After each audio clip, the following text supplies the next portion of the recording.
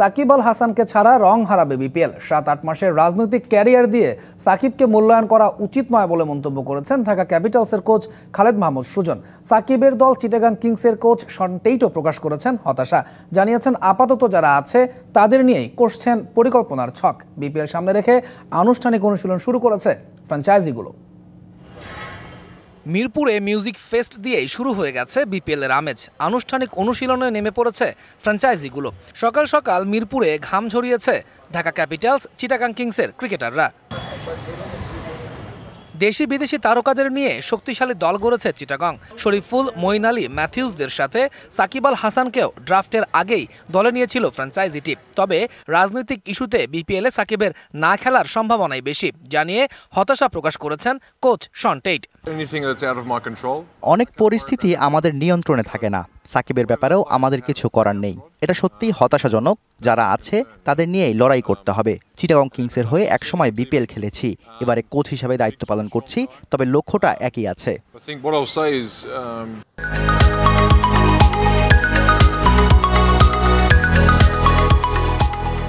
শুধু সাকিবের দল চিটাগং কিংসই নয়, পুরো বিপিএল মিস করবে সাকিবকে। ঢাকা ক্যাপিটালসের কোচ খালেদ মাহমুদ সুজন বলছেন সাকিবকে ছাড়া রং হারাবে বিপিএল।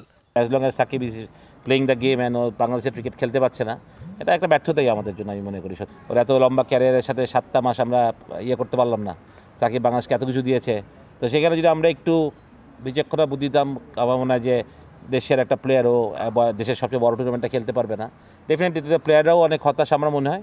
লিটন, তানজিদ তামিমদের সাথে ঢাকা ক্যাপিটালসে ওপেনার হিসেবে রয়েছেন স্টিফেন স্কিনাজি, জনসন চার্লসের মতো তারকারা। তবে মিডল অর্ডারে নেই তেমন কোনো বড় নাম, তাই একাদশ নিয়ে বেশ চিন্তিত খালেদ মাহমুদ সুজন।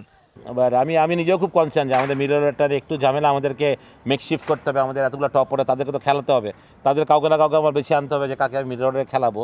30 ডিসেম্বর ঢাকায় শুরু হবে বিপিএল 2025 আসরের মাঠের লড়াই। 6 জানুয়ারি শুরু হবে সিলেট পর্ব।